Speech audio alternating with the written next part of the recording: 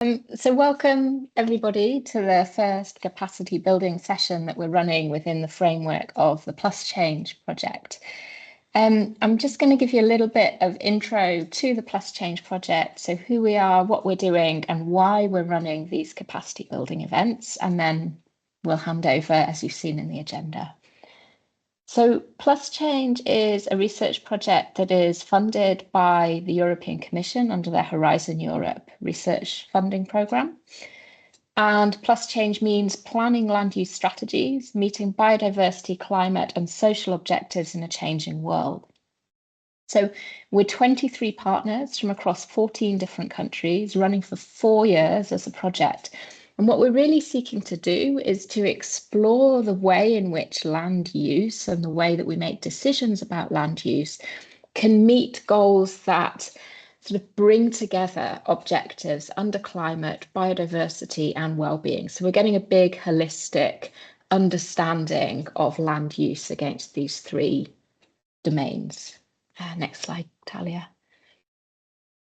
So these are all our project partners. As you can see, we cover a range of research partners, planning authorities, regional development agencies, land management agencies, and sort of more practical, applied, creative type folks. So you've got Guido and Marina here representing KLI today, and you'll have Kimberly from Biobased later. I'm here from Czech Globe, and Talia and Alice are here from the Institute for Urban Excellence. You will also likely meet further people from the team in breakout rooms. So you've also got Simon from Czech Globe and the University of in Nitra, and Vincent from Purple, the Peri-Urban Regions platform in Europe. Next slide, please. So overall, our aim as a project is to create land use strategies and decision-making processes that meet these climate, biodiversity and human well-being objectives. So as you can see from these 5 objectives that we've laid out here, we're wanting to understand expected future land use patterns. We're doing that at a range of different spatial and time scales. So what happens next year? What happens in 5 years? What happens in 10 years? And also doing that from really local level, so municipality, protected area up to regional scale, but then understanding how that fits into national and European and global trajectories of change. We want to work through the project to create land use strategies. So what does land use look like if we're meeting all of these different objectives? What are our options? What are our normative wishes for the future? And then thinking about pathways to implement these strategies. How do we get there? Who needs to do what?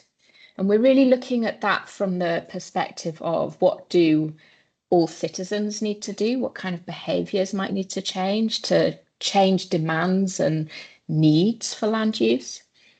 But also really, how do we change decisions at the level of planning and at policy to implement or to support those kind of changes, to lead us towards the kind of futures we want? And so we're really looking to create recommendations to target intervention points in land use governance.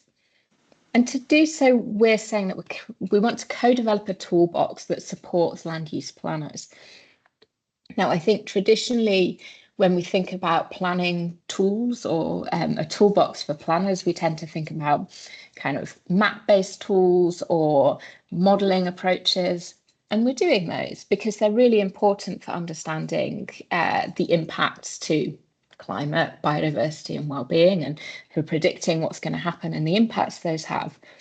But we're also backing those up with tools which are around negotiation and discussion, because ultimately planning is not just a technocentric exercise. It needs to bring together diverse people's wishes and needs.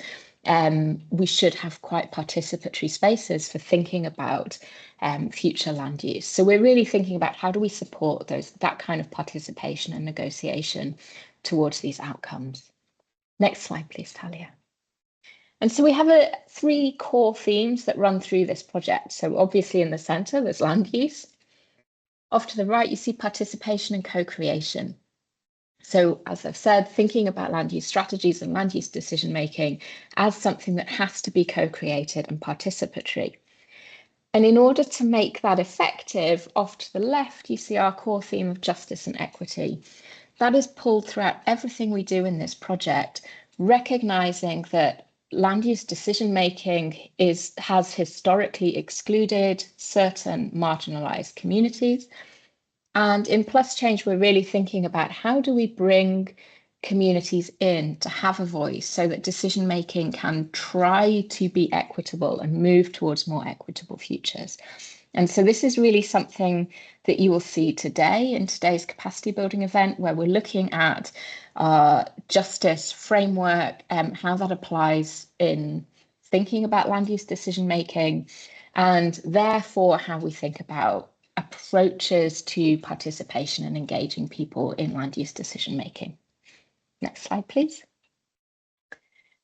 In the Plus Change project, we've really been working, so we've got this research strand, but we also have 12 practice cases from across Europe, so a really diverse range of contexts that we're covering: urban, peri-urban and rural case studies. These are really usually the organisations that are engaged in the project to represent these practice cases are the planners, the land managers that are working in these practice cases. And they're really then reaching out and engaging a broader range of stakeholders to co-create the kind of work that we're doing in the project.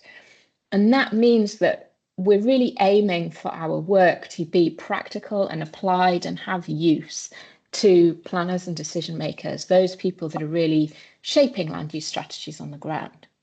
Next slide, please. So that means that we are creating outputs that are useful. They're not just academic exercises, but we're finding that they really should be used, usable for those people that are making decisions around land use. And so we're creating results that are useful to the practice cases and seem to be useful beyond. So today, the focus of our capacity building is to pass some of these tools onto you in the hope that you also find them useful. So the first one is the justice framework. And so we've got Marina and Guido will be talking to you about that. And then Kimberly will come in and talk about creative approaches to participatory discussions and the way that we've been approaching that in the Plus Change project. And so that's it from me. Enjoy.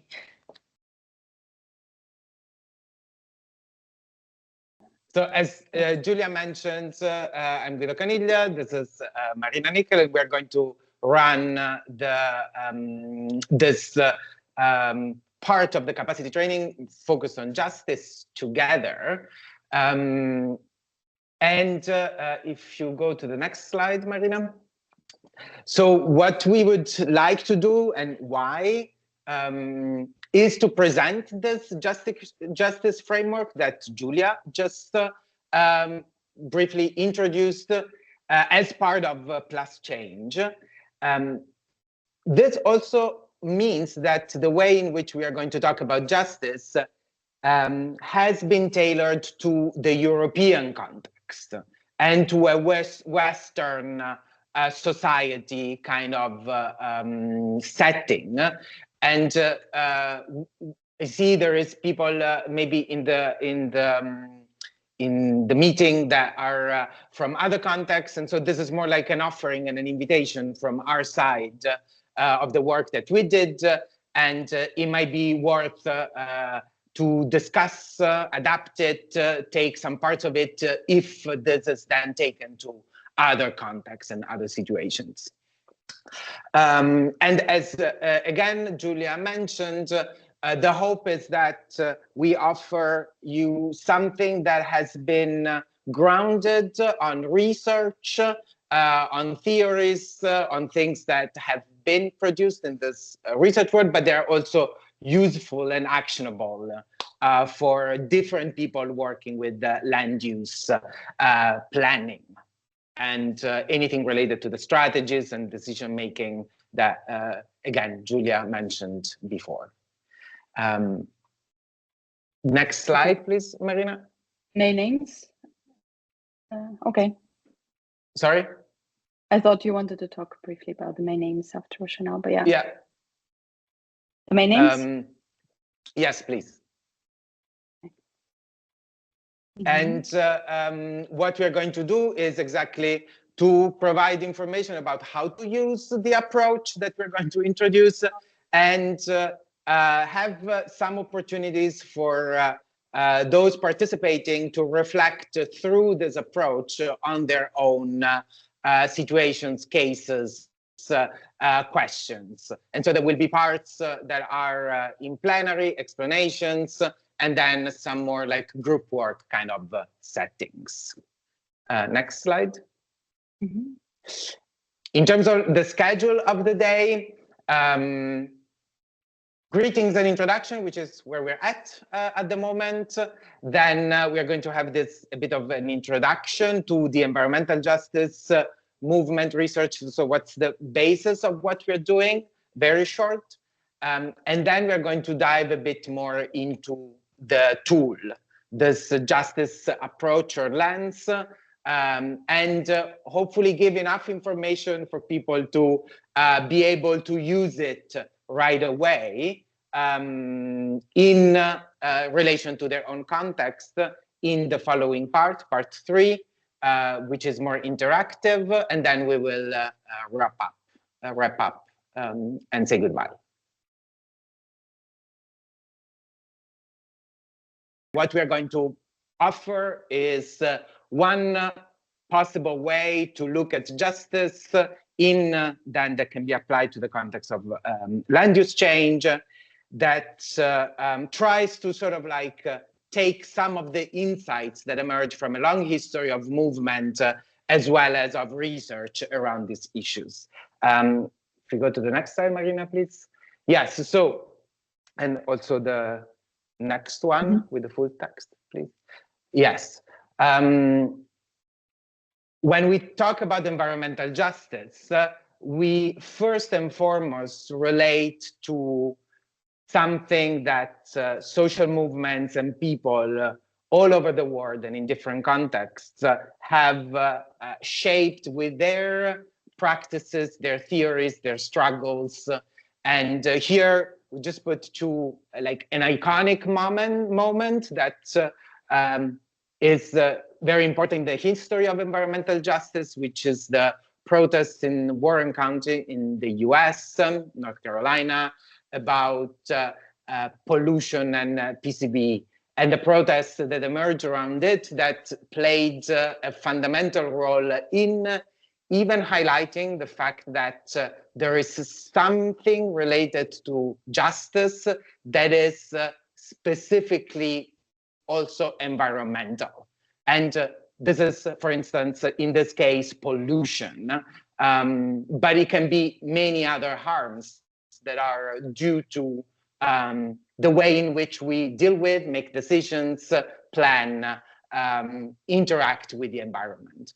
And the other thing that we wanted to highlight is that whereas often the history also of environmental justice is told from a very US, Western, English-centered perspective, actually most of the struggles, theories, approaches come from indigenous people, from different communities and individuals and societies that have dealt throughout their existence with the issues related to environment and justice at the same time. Thank you, Marina. So this is just to mention that there is this long history of environmentalism and movements related to environmental justice, but there is also then research that has been produced around environmental justice. What do we mean by the concept? What are the dimensions? Who are the subjects? How do we actually think about environmental justice? And there is a wide variety of ways in which this concept have been elaborated, dealt with. And we don't, definitely our aim today is not to try to push one over the others, or to convince that there is you or anybody that there is one way of thinking about environmental justice and social justice in relation to land use change, land use decision making and strategies, but really more about giving an awareness of the concept and theories that are around it and how to use those a bit when we think very practically about how we can deal with issues of justice in our own work. If you are interested, maybe many of you mentioned in the Menti exercise that are very familiar with environmental justice issues. So you might already know the Global Atlas of Environmental Justice, but this is a very nice and user-friendly resource for everybody to dive into different cases, different struggles related to environmental justice. But it's also a way of visually present the fact that these struggles and these issues are from all over the world, and that they are therefore very different from each other. And we are going to focus more on the context of environmental justice and land use change in Europe, because this was the setting that we have in Plus Change, but also because there is a tendency of underestimating the importance of environmental justice even within Europe. And so again, our offer is from this part of the world and for the challenges that we are facing here, and hopefully will provide some interesting tools and ideas that can be used also in other contexts.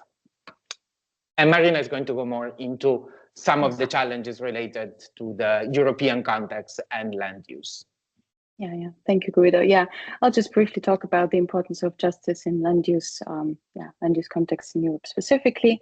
And maybe you know that justice is becoming increasingly important in policy and action around transformations to sustainability that is currently recognized as the EU's priority within various environmental and social policy frameworks like European Green Deal. And those EU frameworks, they regulate the ways decisions are made about land use, for example, as part of urbanization processes, conversion of farmland, creation of natural reserves, infrastructure development related to energy, mobility and housing, water management, and more. But with this ambition and importance in mind, in policy and action, evidence, like studies show that the way how transformations are pursued, like implemented in practice at the moment, tend to exacerbate social and environmental injustices further. For example, that means that certain communities are affected by climate change more than others, that green redevelopment projects and urban regeneration projects do not bring the benefits that they expected to. This can result in displacement and exclusion, and for those who are already vulnerable and historically voiceless and marginalized.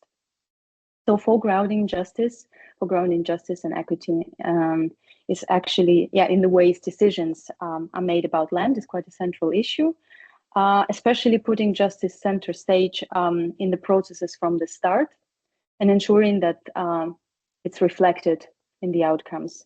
But the key question is how to make it a core principle and not an afterthought, as it might happen sometimes in practice. So, and connects naturally, I guess, to challenges. So to do this job, to actually bring justice into a conversation and into policies and into action, it's not easy. And I will just mention a couple of challenges.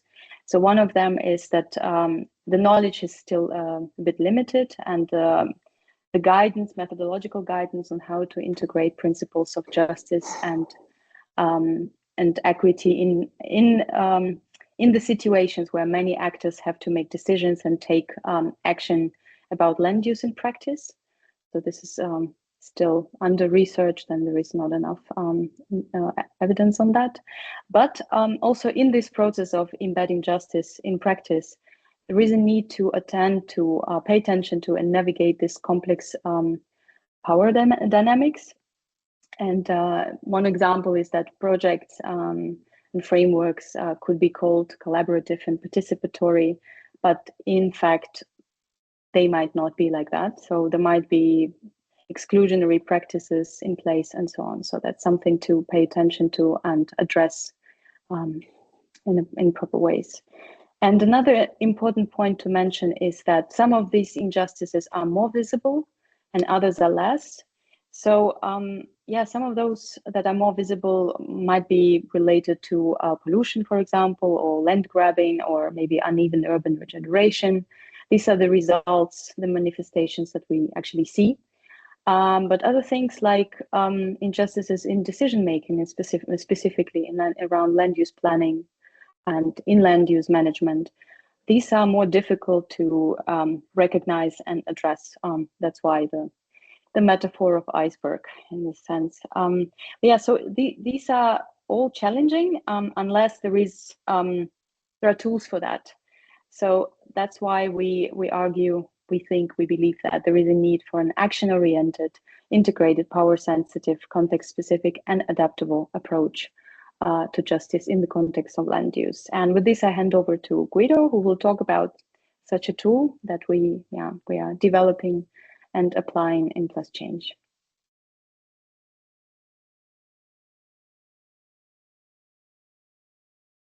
Now, this is the idea of like, the idea is to introduce this justice lens as an action-oriented and integrated approach.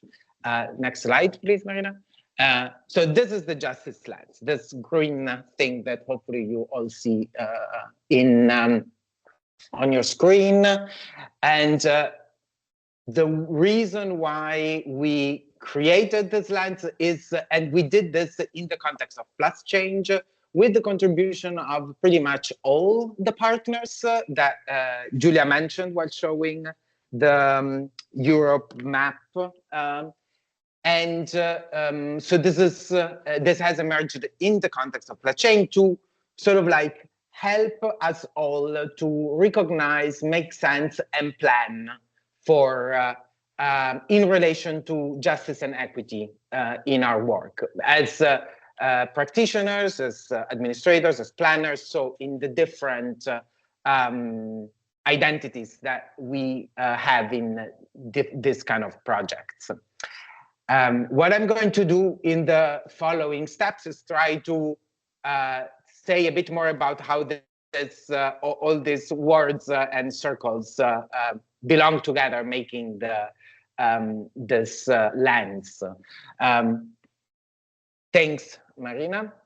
So if we look at the lens from the center outward, you can see in the middle there is the injustice situation. So it starts from identifying out of our understanding of justice, which can be a turtle, an ant, a bird, a platypus, what is some injustice, concrete injustice situations that we are dealing with, and trying to then go into this first step, which is identifying, asking questions related to, okay, what, why, how, but what, where, when is this situation of injustice presenting itself in our work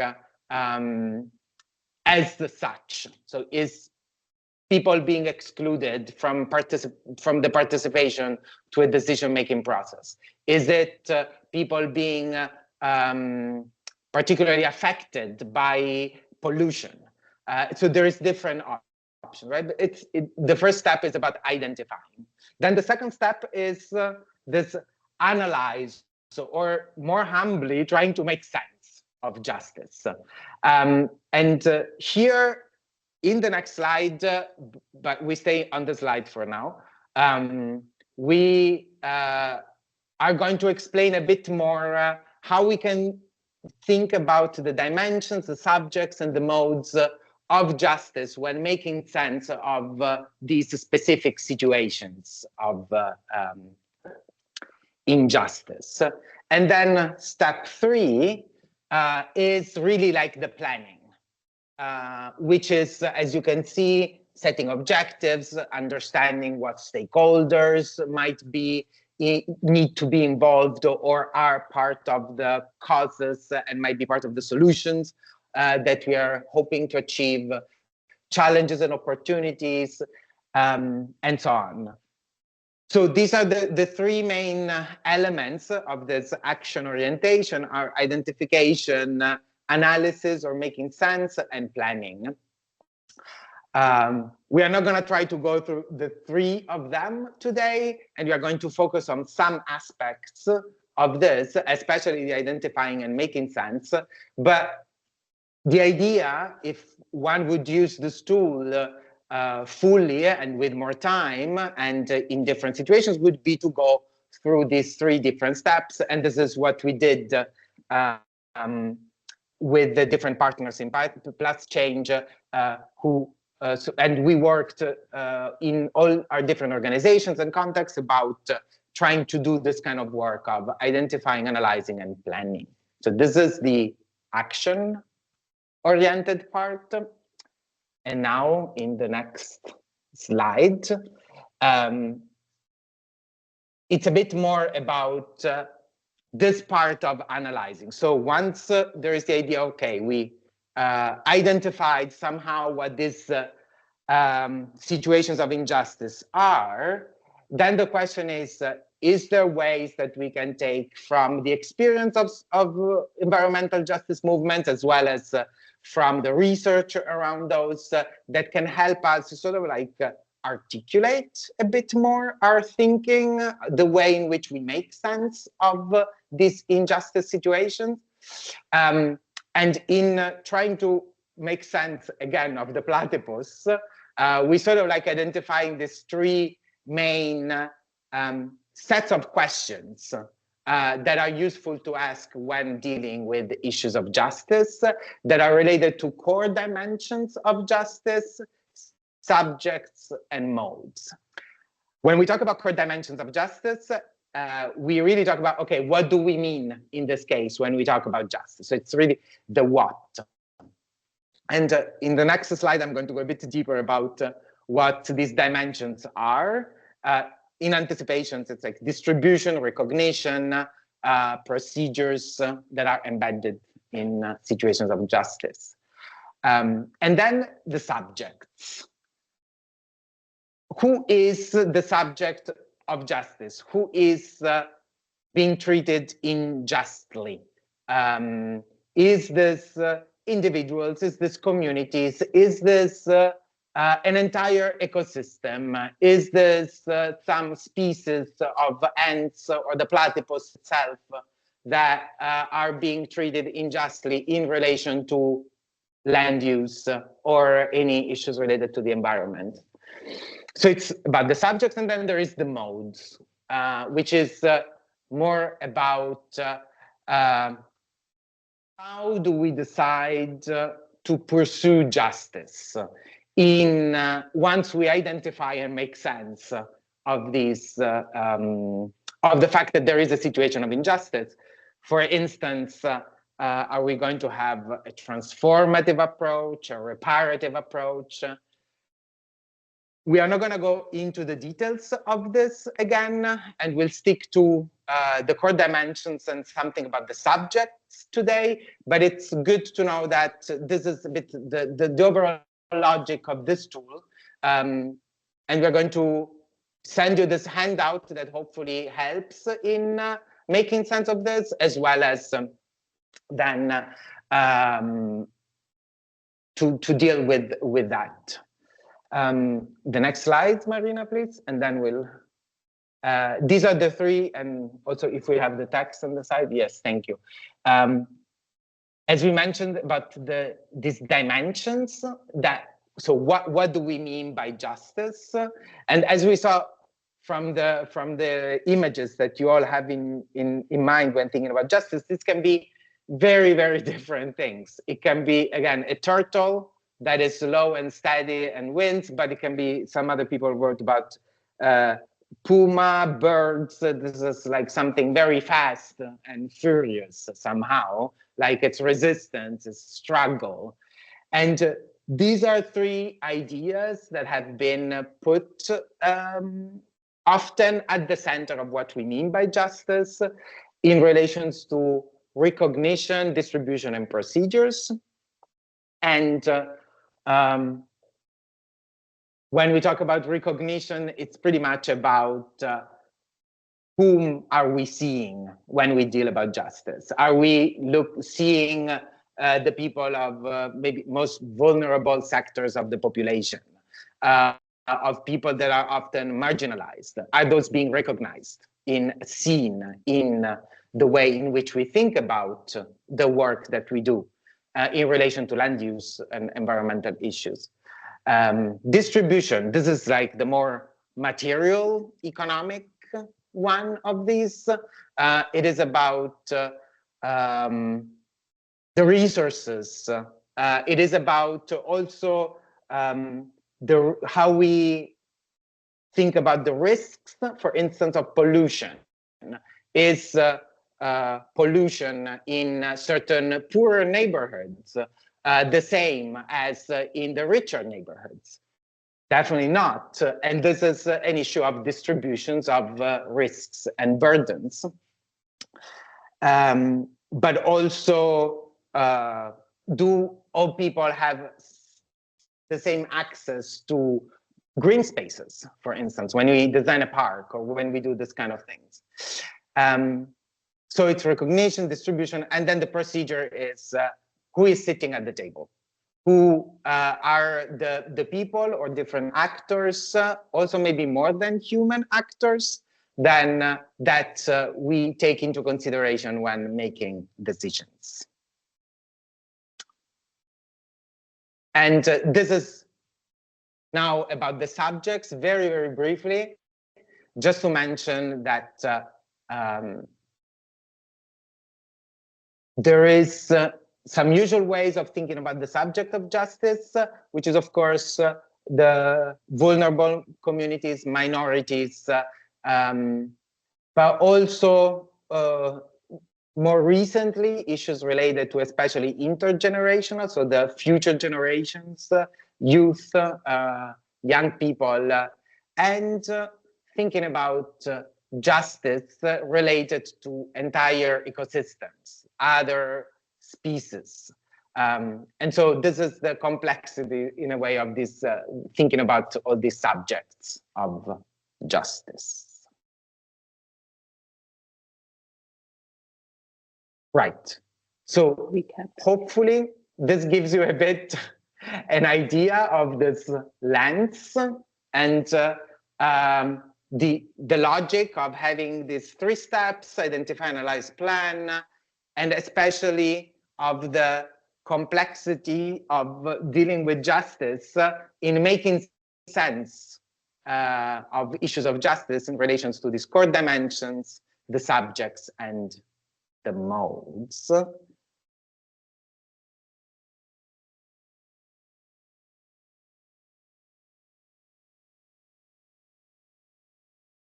Thank you.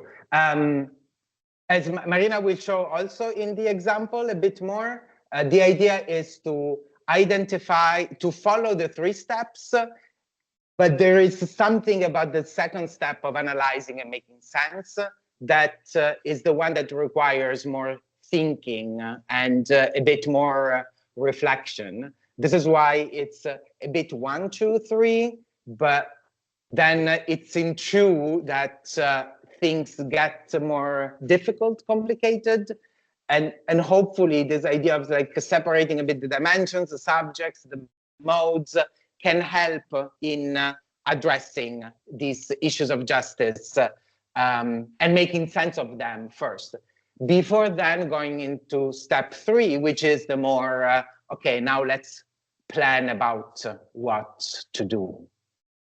Okay, very clear. Yeah, thank you. Okay, cool. Thank you. Are there any other questions? Doubt also, criticism, of course, that might emerge from your own understanding and experience. If I may add briefly on this, from where to start. So we thought that it would be helpful to start with something concrete, like in an injustice situation, and think about this who, when, what, where, as Guido already mentioned. And this is something more tangible that one can start analyzing, thinking what's going on in my work, in my practices, in my organization. And as Guido mentioned, then the second layer, and I will give examples on that, how one team, one partner in the project is doing that, and plan for action. That's not yet the action itself, but that's at least starting to think about it and starting to organize for it.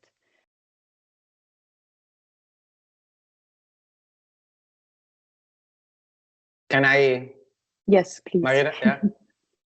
So yes, it's in a way that there's two kinds of whys in this case, and one is the why of why is this situation a situation of injustice, so about the causes or drivers of the situation, and the other why is why am I interested in addressing it, and these are two slightly, and so that's more the motivation.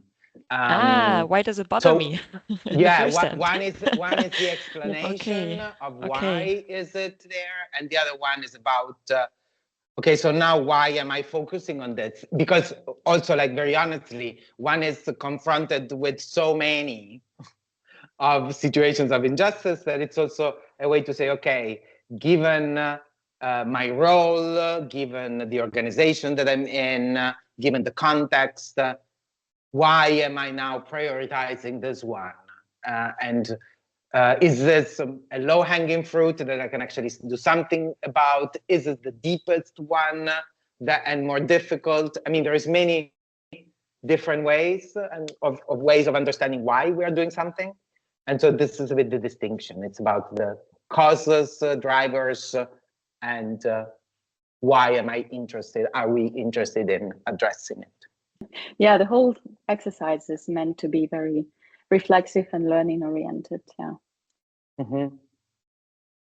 Thank you. Yeah, again, maybe it's even more a reflexive tool, right? Than and a learning basic tool, that something that will get to a clear understanding or effective actions, if any, can be possible in this context. So I'll move on to the example. So thank you, Guido, for introducing the lens in detail. So hopefully everyone has a much better understanding on what the tool is by now and how possibly it could be used. And I will just try to illustrate in the next few minutes how one case in Plus Change has so far applied the approach. And I will focus on the integrated part, which is maybe you, as you understood or as you feel yourself, is a bit more difficult to grasp, like how to go about it. This analyzing or making sense, as Guido said, that we realized over time that it's more about making sense than about a formal analysis. And in this presentation, I also focus more on the core dimensions and subjects of justice. They're a bit easier to explain. So the Plus Change partner of the case involved in this case is Euregio Moise Rhein. I'm not sure I'm pronouncing this correctly. I practice, but I'm still not sure. It's a cross-border cooperation organization, and their case is called Three Countries Park. I'll give you just a bit of information about the context of the case. So Three Countries Park is a cross-border partnership of 13 public authorities from 5 regions with different competences, but in particular landscape, nature, and spatial planning. So the project area is related of this partnership is with it covers very urban areas, parts of 3 countries, 5 regions, and over 100 municipalities with quite significant number of population, 2.4 million. And their focus is cross-border collaboration on landscape-related topics such as floods, urbanization pressures, fragmentation affecting habitats, and governance. And their ambition in Plus Change and also beyond in their daily work is developing a EU-regional roadmap for climate-resilient landscapes in a cross-border context. And their major focus is nature-based solutions for water retention and selected cross-border river basins. Yeah, and as Guido mentioned, with the partners were working on using the tool to think of their injustice situations, and they also developed, each organization developed an equity and justice plan. They were asked to think about 2 or 3 injustice situations, and in this case they had 3, so we selected just one to present today.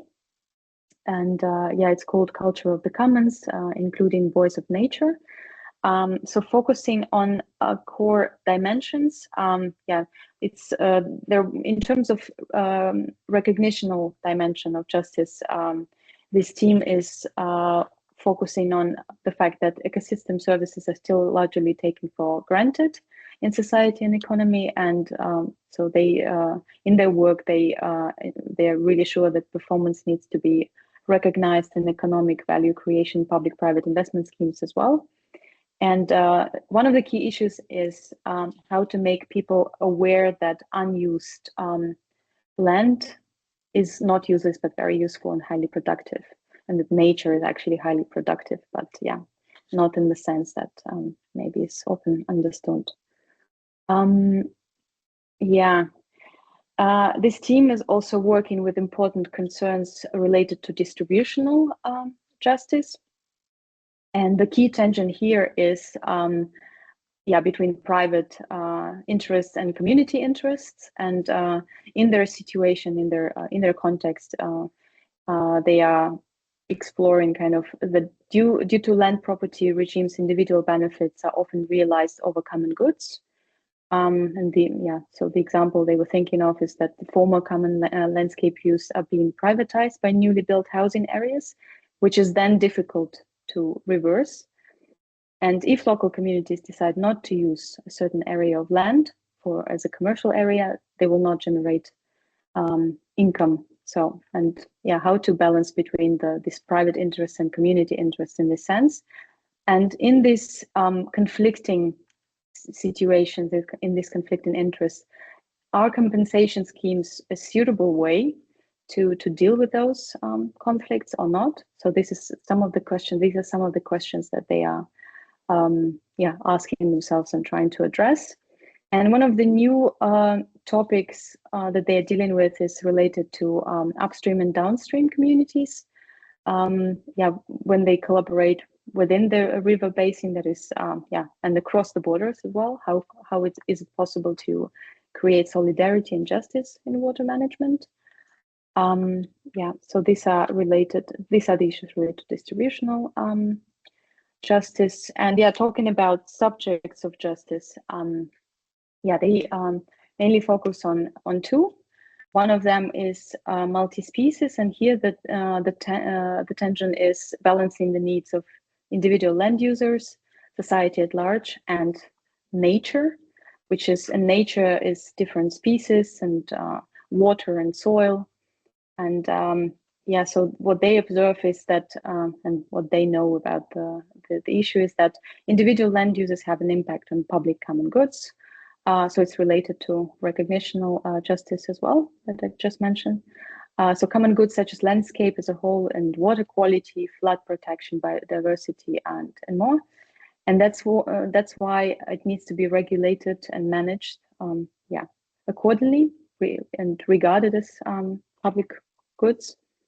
But in terms of justice, the justice is probably between the interests of single land users, society at large, but also the needs of other species. But the problem is that they are not. There are controversies about a right of other species to exist, to age and develop freely.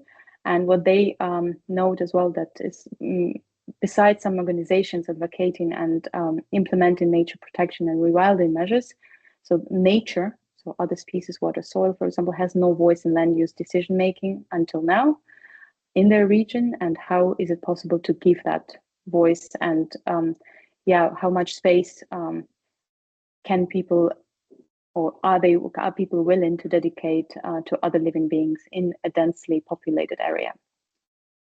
And the other issue is intergenerational justice, another subject of justice in this case. And here they think, mainly about the interests of future generations and how they are considered in contemporary decision making.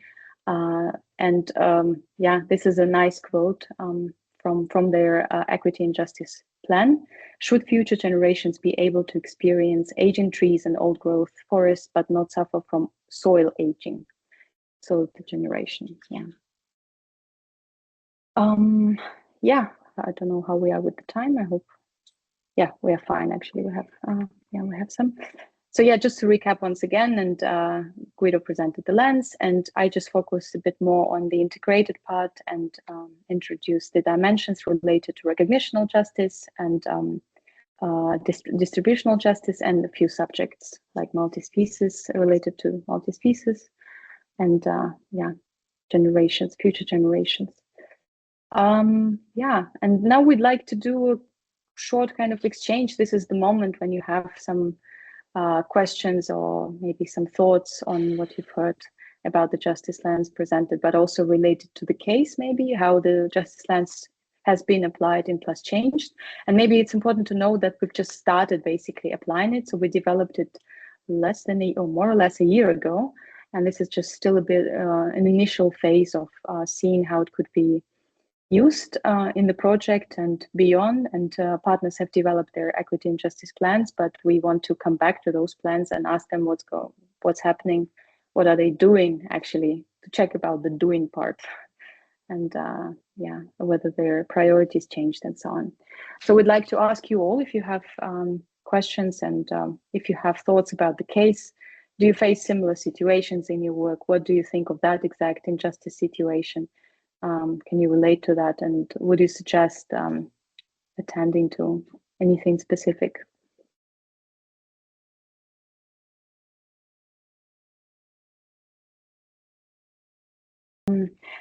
I maybe have to explain that this is how the team called their injustice situation, culture of the commons, and including voice of nature. But for us also, when we were going through the plans and analyzing, it was not always clear from the title itself what the situation is about. So that's I think is a bit of an not always enough clarity when you just read the title. That's one thing, and the other. This team is working with multi-species justice in particular, so and intergenerational too, that they're quite experienced, and in the context of water management and these examples that I mentioned. So now they are working with these upstream, downstream communities. So I guess they started from there. It's also difficult, I guess, in this equity and justice plan to explain all the context, also for us to understand, but this is so their context is this cross-border region. That there are boundaries, and how to actually collaborate, how to think of justice, how to build collaborations in a meaningful way. So I guess this is where they come from, and the topic is related to water, and the experience of one particular person, at least one colleague of ours, who was largely writing, or at least this injustice situation that was definitely written by her. So she is interested in multi-species justice and intergenerational justice, and how it can be applied in this cross-border context in related to water management.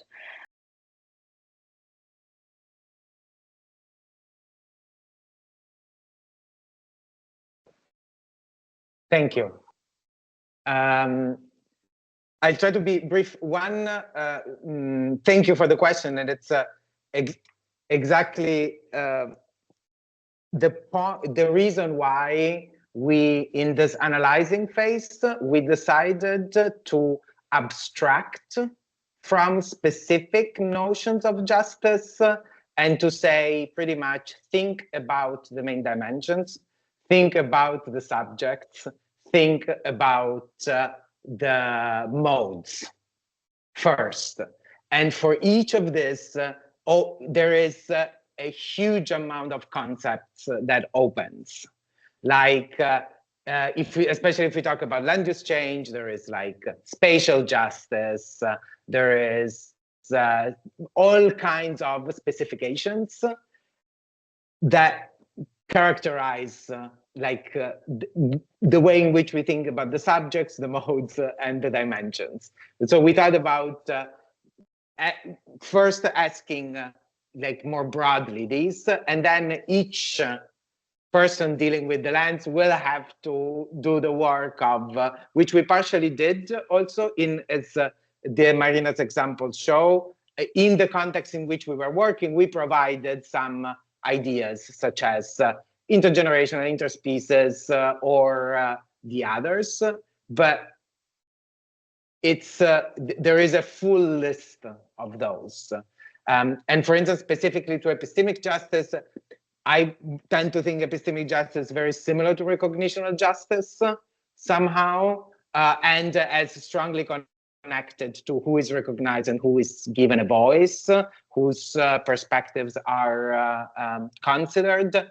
But of course, then if one starts using epistemic justice, one enters a huge body of literature and of ideas by now. So it's what we try to do is a bit to balance being pragmatic and thinking about, okay, what can be, and then each exactly raising those questions. But hopefully the lens gives the idea of let's start from something concrete that I'm motivated to address and think about subjects, modes, and things, and then move forward. And in this path, there is like plenty of options and things that one can think about. For instance, intergenerational justice, we emphasized it because intragenerational justice is often how we think about justice, but the sustainability context with the future orientations and the next generations adds the intergenerational. So we pointed out as an additional one to get to your second question. But so it's a bit this trying to make sense of, this is why it's integrated somehow. The approach is attempt to sort of like say, okay, take what you need, the notions that you need, and these main categories of the mode, subjects, and dimensions can help to say, okay, and now what am I asking?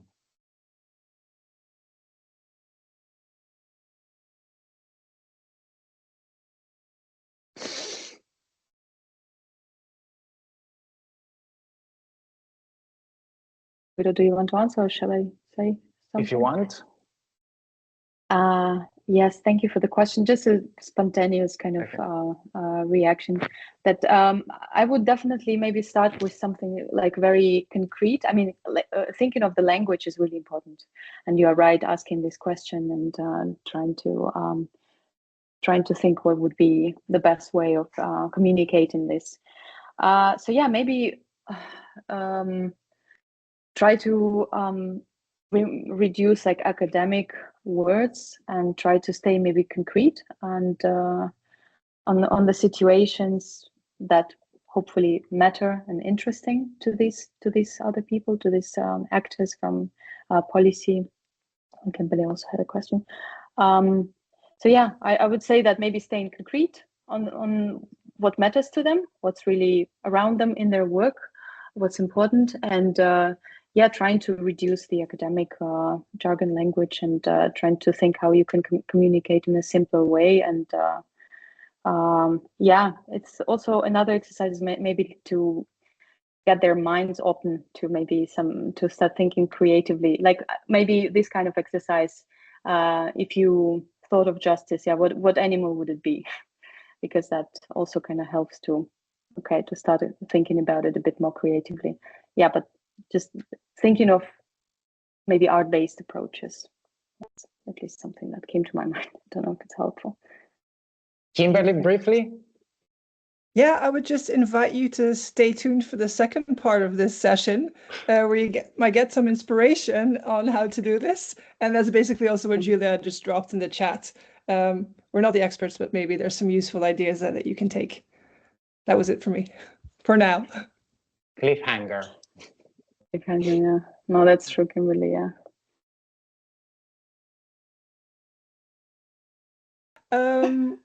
Welcome back. Let me see if this now works. Yes, it does. Hope you're ready for a little dessert, a conclusion to this session. My name is Kimberly, and in the next 30 minutes or so, I'd love to take you on a short, hopefully inspiring journey. I'd like to share sort of 2 creative tools we developed for Plus Change, Possible Landscapes and Circuville.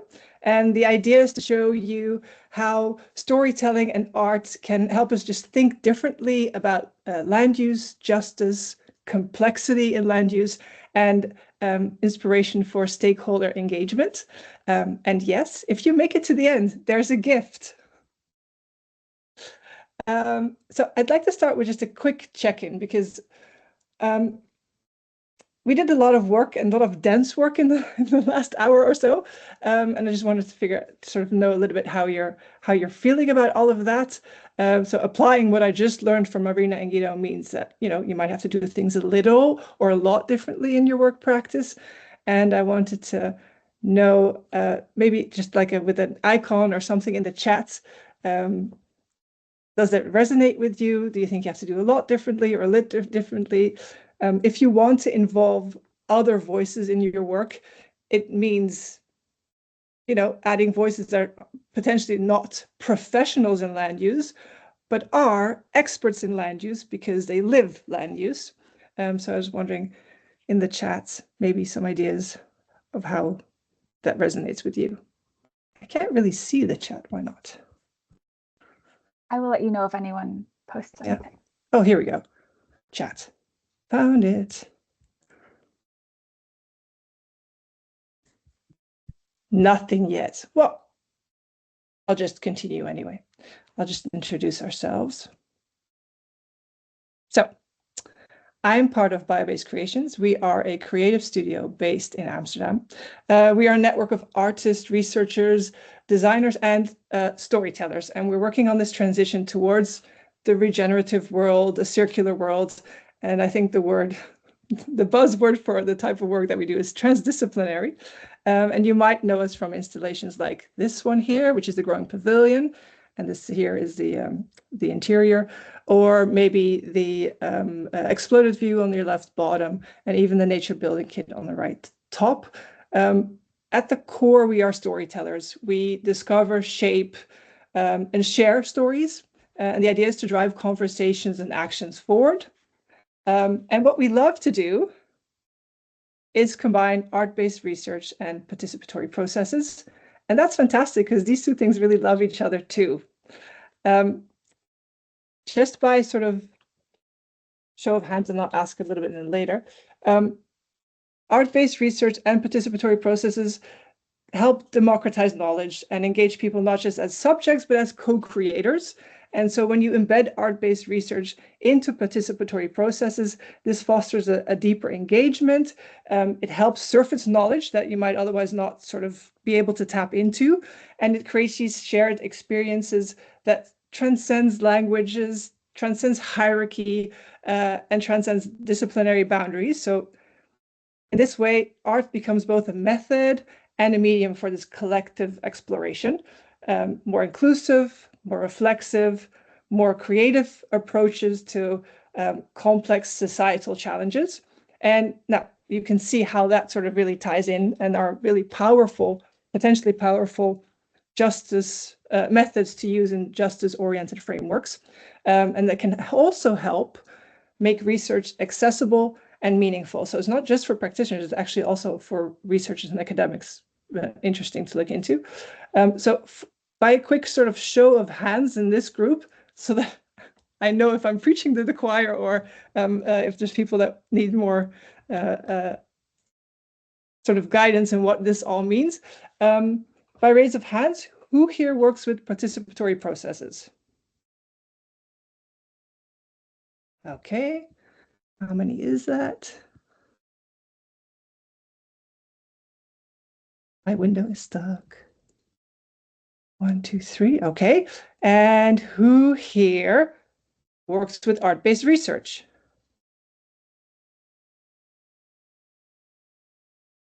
Okay. And who here works with both?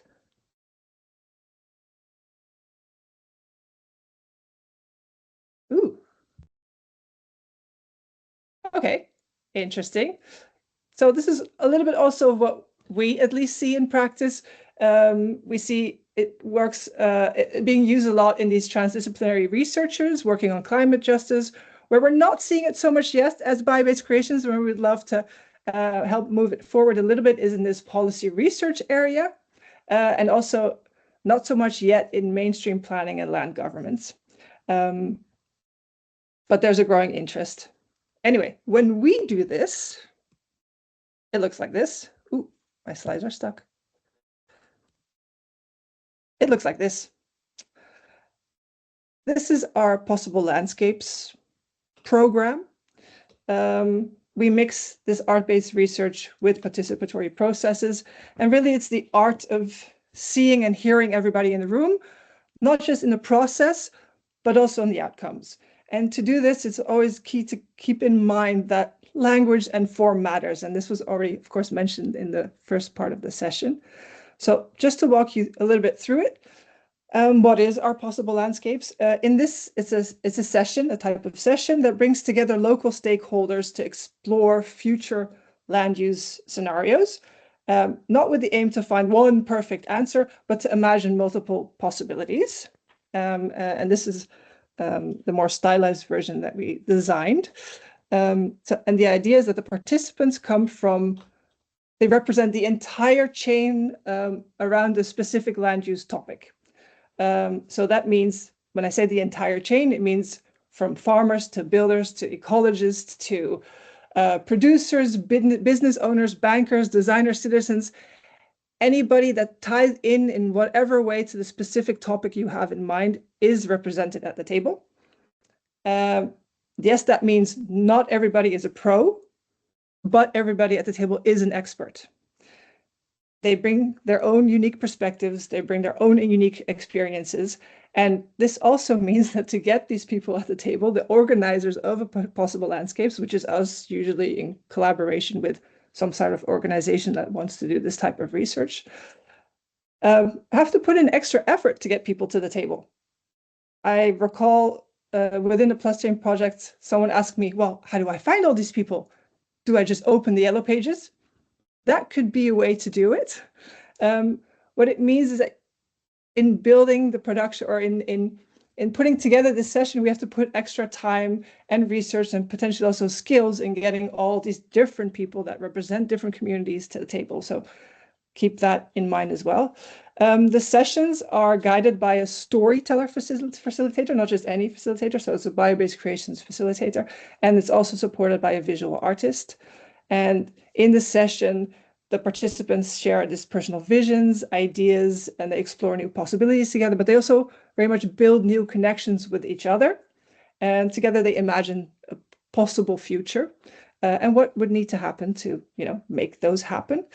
The process follows the principles of deep democracy. So that's this idea of valuing all the voices, especially those that are often less heard, inviting disagreement and inviting diversity of thought. And you can see that also in the design reflects this. We have round maps. The table represents equality. Everybody occupies the same space at the table. On the table, you see these open-ended icons and materials that support professional expression. And at the same time, our designer also highlighted the co-creative aspect of making land use decisions or sharing knowledge. You can see in this photo on the left top, the participants together lift the lid off the table to dive into the session. So there's a performative aspect in this particular setting as well. The creative production, so in this session, it's supported by sketch artists, and the sketches inspired by the session inspire the landscape, the possible landscapes, and the possible landscapes outcome looks like that in the bottom right there.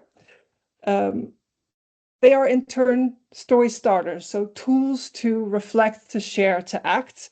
And I wanted to highlight this as well. Getting the story out there, what comes up from the session, we find this part really crucial. It's crucial for sort of continued stakeholder engagement. It underscores that everybody has been seen and heard.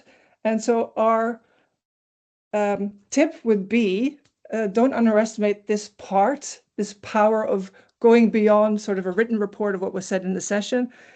Maybe, transform it into a story into itself that can be shared again and give that session sort of more legs, more impact, and that can be used further. And if we do possible landscapes programs, we usually do multiple of these sessions in a row, and then you can build something beautiful with these stakeholders that comes together multiple times. And it could even look something like this in output. So this is a model we created with our designers. It has QR codes, and you can dive into the stories of everybody that participated. Just as an sort of inspiration of what this could look like. Now, for possible landscapes, we made a version 4 plus changed. We adapted it into a travel kit because, of course, we had to go to 12 places. And we visited all these 12 practice cases with this method and this view on how to do art-based research and participatory processes. And so in the end, over the course of this year, we went to everyone, all the practice cases, I mean, and over sort of 300 people joined us in brainstorming, collaborating, sort of dreaming about their local landscapes. And the assignment was not only to think of ecologically sustainable and economically viable landscapes, but also that contributes value to communities. Now,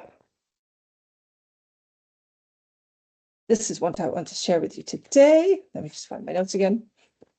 The point of sharing this with you today is that we also thought very much, again, on how to present this in the context of a Horizon Europe project, where it's multilingual, it's cross-border, it's cross-national, cross-cultural. I mean, so how do you do this? We built this platform, and it hosts each possible landscapes that we did. So it's the outcome of the separate sessions, but together it's an online exhibit of all the plus change stories as well. So in every possible landscapes, there are this set of drawings, there are stories, so an audio narration, and there's also an editorial summary of the session. And this is accessible then to all partners, to all stakeholders, to all communities, and basically, well, to everybody who has the link, and you can find it there in the bottom as well. And so, yes, this means every story has 3 ways or 3 entry points into the stories. There's text, it's visual, it's audio. And then again, this ties into the accessibility that I think Esmeralda was mentioning earlier in our breakout group. Different ways of entering the story depending on your expertise or the way you think or the way you see, and tying everybody to the outcomes and making the knowledge democratic and accessible to everyone.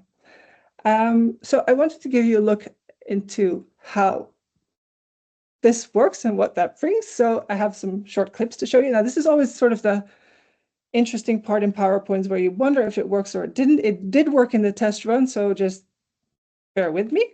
There should be audio in about 10 seconds. So this is also a point to have sort of a sip of your tea or something. And then also, you can get more detail, of course, if you go to the website itself, but this is just to show you how it works.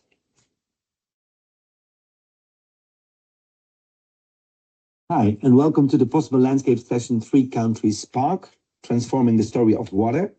So we have a very interesting area here because the 3 Countries Spark is a landscape area that is located at the intersection of 3 countries, Germany, Belgium, and the Netherlands, with 4 languages and cultures. So you have the French culture in the Walloon part of Belgium, you have the Flemish language and culture, you have the Dutch language and culture, and you have the German language and culture. And all 4 have to communicate together in an area that is pretty small, but still has 2.4 million inhabitants living there. So it's very densely populated. There's a lot of heavy industry. There's a lot of farming. There are some big cities there. It's a very intense, also highly biodiverse region, 3,500 square kilometers, a lot of beautiful hilly landscape and so on. But this is what's happening, because you have all these different borders of 3 different countries, 4 different languages and cultures. People find it very difficult to communicate with each other, even though rivers form ecological systems that don't care for borders or languages. So you have rivers there, a lot of rivers flowing in that area that need cooperation, that need working together. So the question was, how do we create and work together in river basin communities? So when you take the river basin as a geographical location, not the countries or the borders, but just look at the river, then you have an upstream and a downstream, and it affects each other. So you have to have these people working together, because if they don't, we don't buffer enough water, and we get big floods like we had for the past few years, huge floods, or there's not enough water in the river, and then you cannot have all the boats there, you cannot have industry there, and of course nature is dying as well. So a huge topic. How can we deal with water in an area that is very diverse in languages and in cultures and in borders? How can we work together? But because the area is still pretty big, what we did during the session was that we have 4 tables, 3 of them focused on a specific cross-border river basin. I'm going to tell you which ones, and then you can look them up on the map.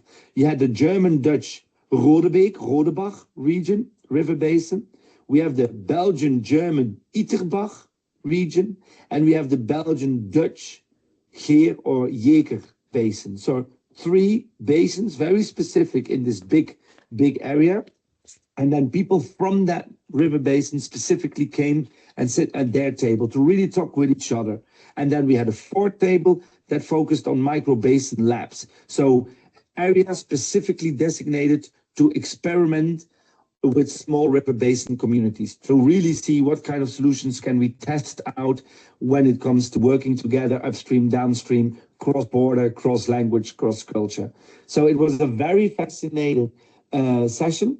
Actually, all 4 languages were spoken, and English as well. So 5 languages were spoken. And what I thought was amazing is that people understood each other. So it was like, you know, the Tower of Babel, but then working. And some good ideas came out of it. I will tell you in the other bits and pieces. So you see that we create this exhibit, and there's a route through it, a storytelling route with the different chapters. I was just checking. I can't see the chat, Talia, in this setup. Are there any questions? Is there anything? Not at the moment, nope. Okay, great. Then we continue. I think, so yeah, going back to the way the session is set up, I think one of the things that we feel from experience work best if we engage participants or stakeholders that are often involved in these types of processes, it's really good to give them a very specific context for the conversation where they can personally relate to it. And so that's also the reason why we created tables specifically on river basins where the people are personally related to, because it makes it easier to enter the conversation. And this is our experience in that. And I have time, I think, to share you one more of these stories that came out.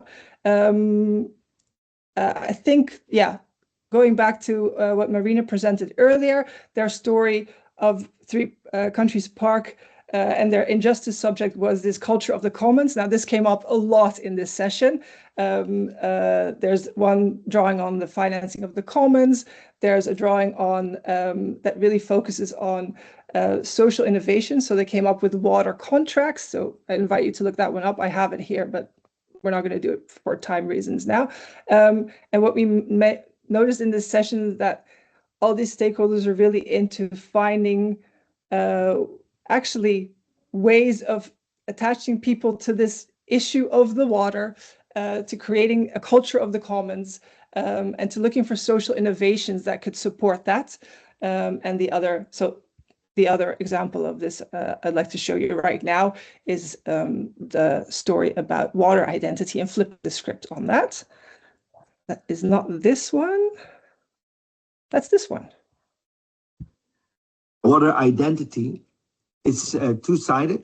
It's storytelling, making sure that people understand what the river is, who the river is, that they can enjoy the river, so by river walks, that they can listen to stories about the river, that there are festivals about the river. So what you do is actually you help the identity of the river be part of the identity of the people that live next to it or have to deal with it every day. So now the river is often seen as either a problem or a non-existing entity that you just can use, right? Like it's there just for us. But when the river becomes its own identity, and especially that's the second part of your identity, then you become proud of the river. You want to take care of it. You feel like you're connected with it. And that is what needs to happen right now. It's always been seen as an object or a threat or something you can use, but we should load it up so that it becomes an identity that can cross the borders and the cultures. So we live in this water bassin. Yes, we also live in Belgium or Germany. Yes, we also speak different languages, but our identity is local. We are connected to this river. We need to take care of it. And there's so many fun ways of doing this. You can make the river a pleasant part of your identity instead of a problem part of your identity. And I think it's wonderfully drawn. You can look at it, all the different ideas. There were so many ideas during the session. They couldn't even fit the whole drawing, but the need for people to feel proud of their own local river and how the river is part of them is, I think, very adherent and very important that we execute it with fun and with love instead of just as a problem or a task at hand. Yeah, so you see how, hopefully you see how their search of Three Countries Park to create this culture of the commons means also you need to build a shared identity. And this was one of the storylines that really came out from these sessions. And so stories, yeah, stories. Oh, no, this one. Identity. Why storytelling and land use? First, they help us relate to complexity. Stories make data personal. It makes things easier to grasp. It also humanizes the process, emotions, dilemmas, context, things that numbers or reports don't really show. And finally, it also makes space for different perspectives, for empathy, and it in a way creates a safe space to acknowledge conflicts and ambiguity, and this fostering of open discussions around our land use decisions.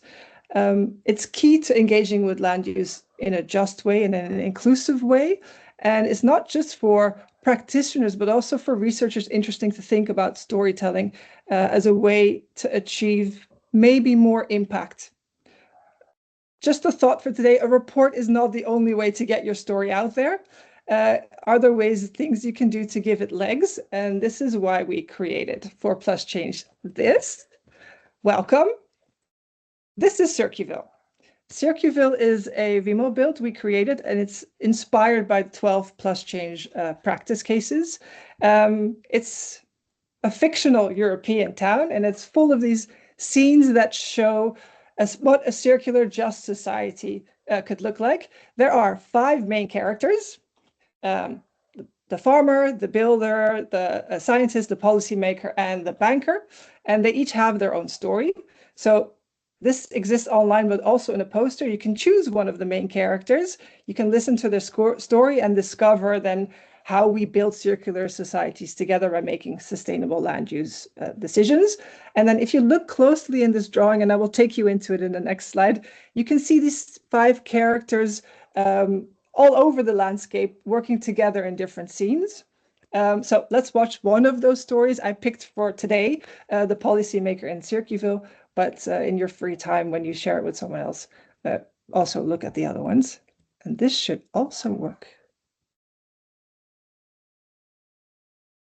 You chose for the policymaker. Yay! The policymaker is very essential in the future of the circular society for 2 reasons. 1, regulation and legislation. Ooh. And 2, the social and democratic aspect of the circular world. Okay, sounds heavy? It's not. Let's dive into it. First, rules and legislation. Now, all the rules are based on the old economy. right? Which is normal. Some of the rules are good, some of the rules, a little bit, nah. But if you look at this drawing, what you see is a new economy.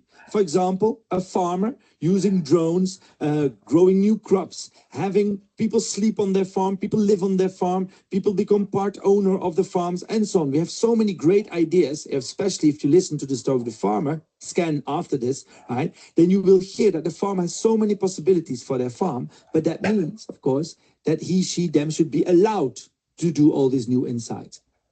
Because if the rules say no, then the farmer cannot have a future. The same on the right side of the drawing. You see new ways of making houses, buildings that become nature. It's amazing. Technology-wise, we can do everything. We have the new materials. We have the new insights of how to fix the houses. We can grow nature on and inside houses, but we have to be allowed to do it. The rules have to help this new economy. In the middle of the drawing, you see nature, you see water, and that the water has place to expand if it wants, and that we make sure that the water is pure, that the soil is rich. So when it goes about the farmer, about the building, or about nature, we have to make sure that the rules and legislations help with making new ways possible for the circular economy. And it also means that the policymaker can choose what values he, she, them adheres. For example, a policymaker can choose to stimulate those who create more nature and to discourage those who pollute. Now, rules and legislation help often those who do it economically the cheapest. But we can, of course, rearrange the rules to make sure that the values match up, right? Instead of just money talking. The second element we want to address is a social aspect. Go back to the left of the drawing and look at co-op, which stands for cooperative. This means that civilians came together to become part of a farm. They buy a piece of the farm or they have a subscription so that they become part of the farm. If you look at the house completely to the right, where it says welcome home, these are people that together created one big house where they live together. So they have all their own space, but they also have communal space. They build this house together. If you look on the bottom side of the drawing, you see people who have an energy cooperative. That means that they share their energy. And what you see through the whole drawing is that people come together to form corporations, working together to make nature better, building better, to make the farming better, to make energy better. So they say we can work together and make it better. The role of the policymaker here is to help these initiatives. The old role of a policymaker was to know everything. I know where the world has to go to, follow me. But this is not helping each other. This means that one person has to know it all and nobody knows everything. But if people help together and work together, then it's very important that they get the space and the support to work together and be part of this beautiful new economy. So making sure that there's participation and that people work together is also the role of the policymaker. Not saying how to do it, but helping people to make sure that everybody feels part of it. You can do it, policymakers. Rules, legislations, and make it social. Scan the QR code of another character if you want to hear their story. So that's just a little insight in Circuiville. I invite you to watch the other characters as well and discover how they're all connected. Let's talk about impact. Circuiville is already out there in the world. It's ready for you to use in whatever way you think it's meaningful. It's now available in 3 languages. There's more coming. You can contact us if you want your own language version. And we see that people can use these stories in a different way, and it helps the movement forward. It's been printed in posters. You can get one online. Schools are ordering it. There's postcards. There's even the municipality of Amsterdam thought it was so cool. They posted it XXL. And then all of a sudden, the impact of this type of story grows because this particular version, the urban version, was on the routes to the ferry where 30,000 people a week pass. So thinking about different ways to getting your story out there is always useful, not just for practitioners, but also for researchers. Questions to carry forward. What story is missing in your work? What would change if you invited an artist into this project, and how might you design your practices a little differently to allow for this type of processes? And we were curious. moving forward, there might be another capacity building session, and I know this was quite short what I did here today. So also in the chat, would you be interested in learning more about this? Yes, so, and I would tag other colleagues because, hey, there's not that many people here yet. Or no, actually, I think this was plenty for now. You can drop that in the chat as well.